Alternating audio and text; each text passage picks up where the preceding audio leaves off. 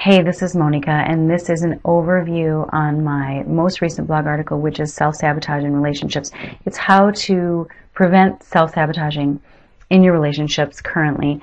This is a really big problem. You know, we oftentimes go through great lengths to find somebody that we really want to be with, and it's a quality person.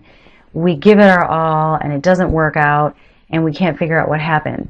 And a lot of times, especially if there's a pattern, and we've been hearing similar complaints from previous partners in the past, a lot of times that can indicate that there are some sabotaging behaviors unconsciously that are going on that we're not aware of.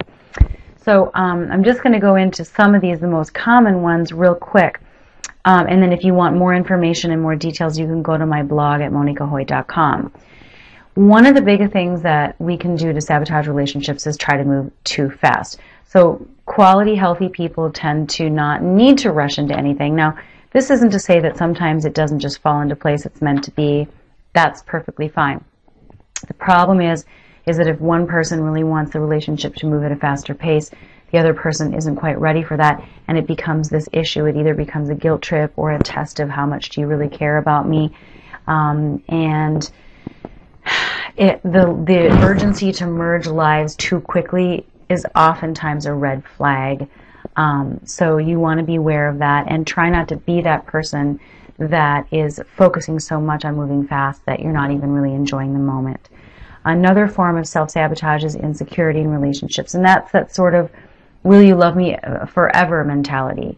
So it gets to the point where you're thinking mostly about whether or not the relationship will last instead of really enjoying the moment and enjoying the excitement of a new relationship.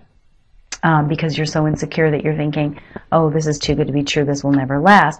If we believe that, we end up subconsciously behaving in ways that will create that. So it's really important to be aware of that. This can also be showing up as a tendency to obsess about really super small things and analyze it and wonder, oh, does this signal a loss of interest on my partner's part? So really just be aware of that. Pessimism is another big one, which is this idea that, well, if I don't expect anything, I won't be disappointed. It can be a really big self-fulfilling prophecy, like so many sabotaging dynamics. You tend to underestimate your partner's commitment because you fear that it won't last, and you might be able to tell that this is happening if your partner keeps telling you, it doesn't matter what I say, I feel like there's no way that I can reassure you, it just never goes in. If you've heard this before, really think deeply about this. This might be a sabotaging dynamic for you. Another one is fear of intimacy. Both genders have this. We think of it more in terms of men, but that has its own unique quality of the fear of being engulfed and equating intimacy with loss of independence, which is not as big of an issue for women in general, but it can still yield sort of hot-cold dynamic, or I really need you but not that close, seeking connection but then pulling back. So think about if that's what's going on for you. A lot of times we will disown the need that we have for closeness and see it in our partner and point the finger at them, and we don't like what we see, but it's really a part of us that we haven't made peace with. So try to make peace with your needs and your needs for closeness, and it will allow you to enter into intimacy without such a great degree of fear and judgment towards your partner. Defensiveness is another really big one. This is the pervasive knee-jerk reaction of it's not my fault and trying to defend and explain and deflect responsibility. This prevents being able to listen or to change. So if you're a chronic defender, your partner probably feels like they're banging their head against a wall, and what they're really looking for is understanding. So think about this one. This is actually one of the biggest predictors of divorce, according to Dr. John Gottman. Make sure that you're not doing that. I do also have a blog on defensive maneuvers that you can find out if you're doing a lot of those, and some alternatives to responding in a less defensive way. And the final one that I want to share with you today is called trust breakers, and this is basically this mentality of, well, I never really agreed to that.